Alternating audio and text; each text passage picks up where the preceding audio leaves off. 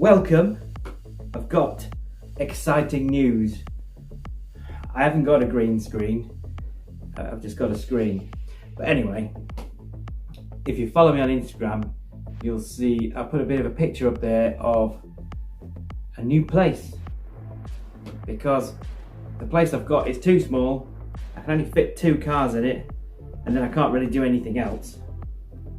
So I've decided that I need to expand more, because I can't work outside here when it's raining today. It's awful. So that poor red coupe sat on that trailer out there. I can't do anything with it. The Marea sat out there. I can't do anything with that. So with a bigger workshop, I figured I could do a bit on everything and make more interesting videos more frequently. That's what I thought. I've lost a bit of weight. I've got a bit of a thing going on. I feel good. This is gonna be good.